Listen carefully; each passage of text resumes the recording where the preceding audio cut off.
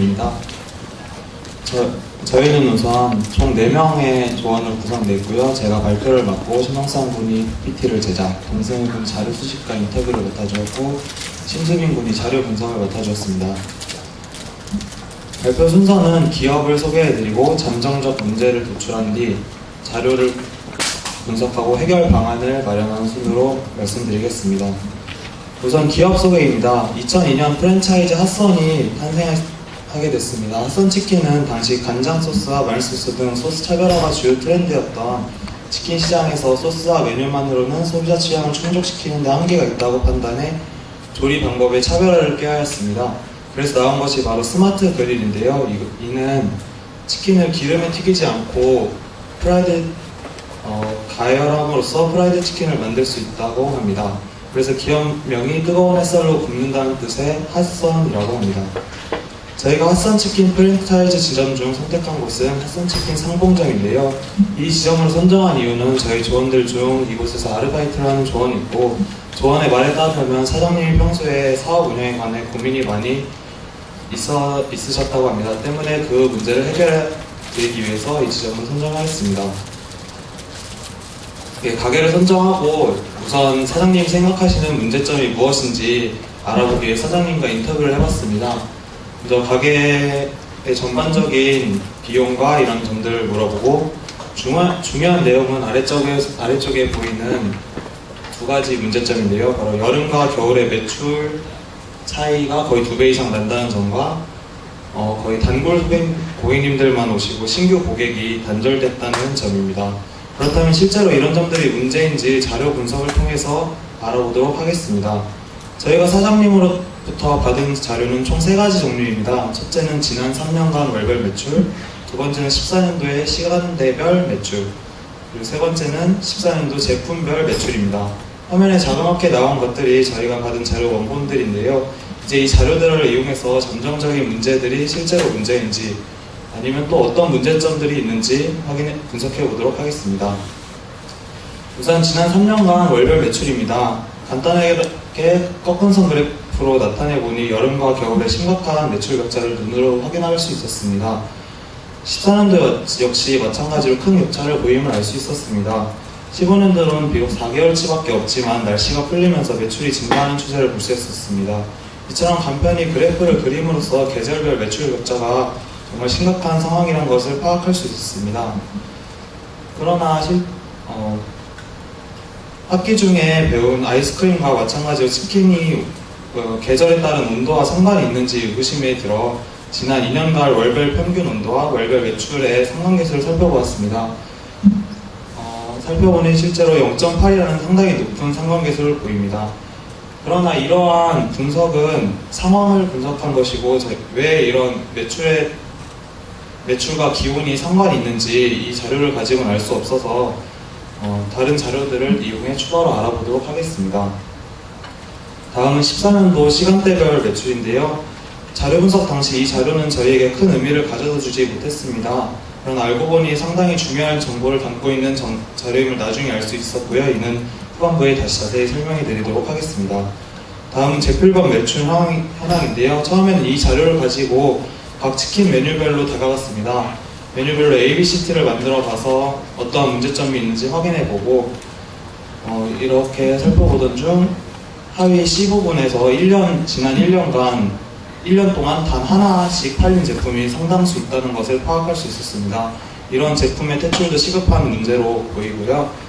사이드 메뉴는 비교적 고르게 판매되고 있지만 역시나 1년에 한두 개 판매되는 제품들이 있다는 것을 확인할 수 있었습니다. 그러나 정작 앞선 문제의 해답을 찾기에는 어려웠습니다. 그렇게 팀원들과 고시하던 끝에 생각보다 단순한 방법으로 다가가면 더 쉽게 해답이 나온다는 것을 깨달았습니다. 바로 덩어리를 크게 모아 네 분류를 나누어 원형 차트를 만든 것인데요. 한눈에 보시면 아시겠지만 주류가 40.7%로 압도적인 비중을 차지한다는 것을 알 수 있었습니다. 결과적으로 이 핫선치킨 가게의 주요 매출 수단은 치킨이 아닌 주류였던 것입니다. 이렇게 저희가 첫 잠정적 문제인 계절별 매출 차이의 원인을 파악할 수 있었고요. 또한 부수적으로 주류 배달의 매출 비율이 0.5%인 것으로 보아 배달이 활성화되지 않았음을 수치적으로 확인할 수 있었습니다. 다음으로 사장님께서 심각하게 생각하시는 문제점 중 하나인 신규 고객의 단절이 있습니다. 이 문제를 어떻게 파악할지 고민이 참 많은데요. 저희가 받은 자료에는 단순 매출과 제품 정보만 있을 뿐 고객 관리에 관한 정보는 얻을 수 없었습니다. 그래서 저희는 자료가 없으면 만들자는 심정으로 아르바이트생인 동생분이 매장에서 일하면서 고객들을 대상으로 설문조사를 실시하였습니다. 3일간 총 100여 명의 고객들에게 설문을 실시하였는데요. 총 5개의 질문으로 이루어진 설문조사 그래프를 보며 함께 살펴보시겠습니다. 첫째로 고객의 연령층을 확인하기 위한 연령조사입니다. 30대와 40대를 합치면 거의 60%를 넘어서는 비율을 볼 수 있었습니다. 단골 고객, 주 고객은 거의 30, 40대층이란 걸 알 수 있었습니다. 다음은 연령 비율인데요. 남성이 68%로 압도적인 비율을 차지하는 걸 알 수 있었습니다. 이제부터는 신규 고객과 저희의 의도인 신규 고객과 단골 고객을 구분하기 위한 저희 유도 질문입니다. 먼저 첫 방문 고객을 알기 위해 재방문 여부를 확인하였습니다. 77대 23으로 신규 고객의 수가 상당히 적은 것을 알 수 있었습니다. 다음은 매장을 방문한 경로를 알아보았는데요. 나 때문에 다시 찾는 고객님이나 지인과 담소를 나누기 위해 찾는 고객님들이 많았습니다. 그러나 이 그래프에서 저희가 주목한 점은 바로 광고를 보고 찾아온 고객의 비중인데요. 100여 명의 고객분들 중 단 한 분도 안 계셨다는 점이 인상 깊었습니다. 다음은 매장 방문 고객들의 단골 비중을 알기 위한 방문 횟수 조사입니다. 5에서 14회를 합쳐보면 총 54% 높은 비중을 차지하는 것으로 보아 고객 분포 중 단골 고객들이 많이 있다는 것을 알 수 있었습니다. 설문조사를 통해서 볼 때 실질적으로 고객 유입이 적고 단골 고객 매출로만 가게가 운영되는 것을 알 수 있었습니다. 설문을 통해 이 광고의 부재가 큰 문제점임을 알 수 있었습니다. 그렇다면 이러한 자료들을 가지고 저희가 도출해낸 문제점들은 총 3가지입니다. 우선 계절별 매출 차이와 신규 고객의 단절은 사장님께서 말씀하셨던 그냥 이런 게 문제가 아닐까 싶었던 점이 자료를 보아 실제로 문제라는 점을 파악할 수 있었고요. 자료 조사 중 시군 제품의 저조한 매출 또한 문제점이라는 걸 확인할 수 있었습니다. 3가지 문제 모두 해결한다면 좋겠지만 7분이라는 발표 시간 때문에 저희는 가장 노력을 투자한 신규 고객의 단절 문제를 해결해 보도록 하겠습니다.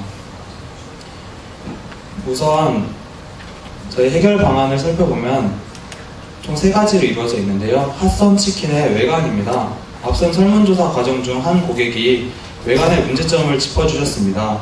오른쪽 사진의 조명을 보면 아시겠지만 조명이 동그란 조명에 때가 껴 꾀재재한 모습을 볼 수 있었습니다. 또한 간판이나 내부 환경 또한 올드한 이미지를 느낄 수 있었고요.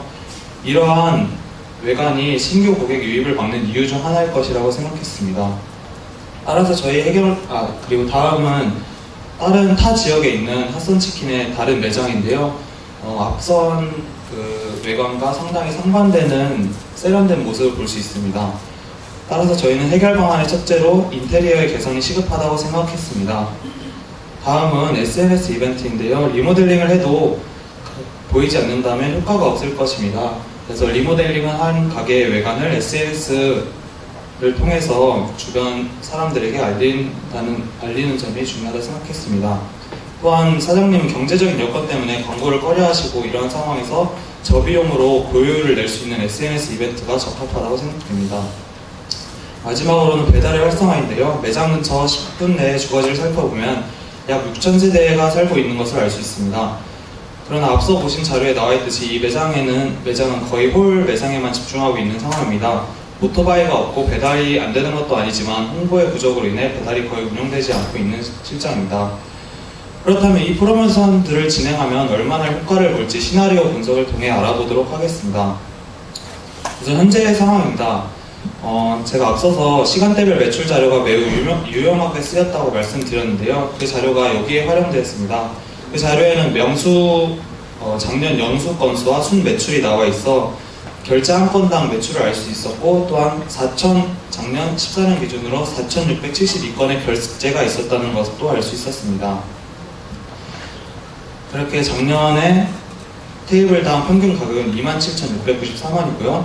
변동비는 사장님께 여쭈어보니 닭값과 소스값, 전기세, 수수세 등등을 포함하여 총 매출의 약 40%에서 50%를 차지한다고 말씀하셔서 46%인 13,000원으로 잡았습니다.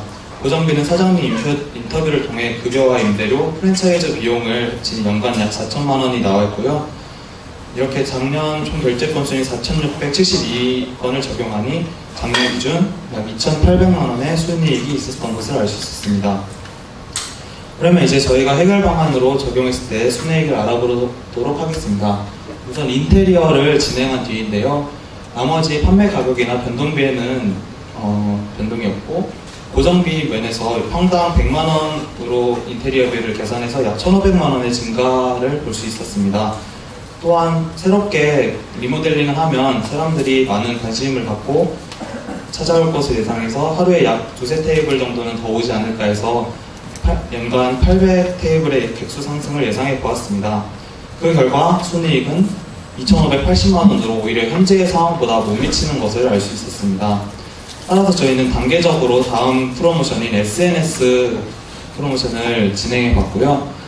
여기에서는 SNS는 주 사용층이 조금 지금 고객이 30-40대보다는 어린 20대가 주로 활용하고 있다는 점을 감안하여 아무래도 경제적 사정이 있다 보니까 판매 평균 가격이 조금 떨어질 것이라 예상해서 27,000원으로 예상했고요. 그리고 SNS 이벤트를 하면 콜라 등의 서비스를 아무래도 오시는 고객님께 제공해 드려야 되기 때문에 변동비가 약 200원 증가한다고 생각했습니다.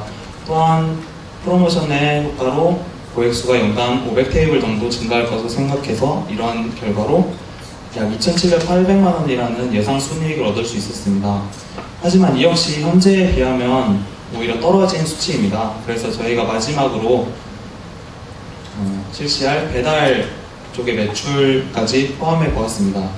배달을 실시하면 요즘에 어플들이 많이 생겨서 배달에 관해서는 약 2,000원 정도의 수수료가 발생한다고 합니다. 그러나 이게 전부 매출이 배달물로만 되는 게 아니기 때문에 매장 매출과 평균을 두어 변동비는 약 1,300원 정도 증가한다고 생각했고요. 그리고 예상 객수는 하루에 2-3건 정도는 배달 더 시키지 않을까 싶어서 약 연간 1,000테이블 정도 늘어날 것으로 생각했습니다. 이렇게 저희가 도달한 총 예상 순이익은 3,250만 원으로 드디어 초기에 초기의 매출과 약 380만 원의 죄송합니다. 여기 3,600만 원이라고 적혀있는데 3,250만 원이 잘못 써진 거고요. 밑에 약 380만 원의 추가 이익이 예상됩니다. 이렇게 많은 노력을 하고도 380만 원밖에 연간 380만 원밖에 못 번다는 생각을 할 수 있지만 저희 해결 방안의 주 목표는 올드한 이미지 탈피이고 이를 통해 신규 고객을 얻는 것이 큰 수확이라 생각합니다. 매출로 보자면 순이익으로 보면 380만 원밖에 되지 않지만 매출액으로 보자면 약 6천만 원 정도 증가한 데다 인테리어비는 감가상각을 통해 시간이 지난 뒤 줄어들기 때문에 후에는 더 큰 순이익을 얻을 수 있을 거라 예상됩니다. 이상으로 발표를 마치겠습니다. 감사합니다. 네.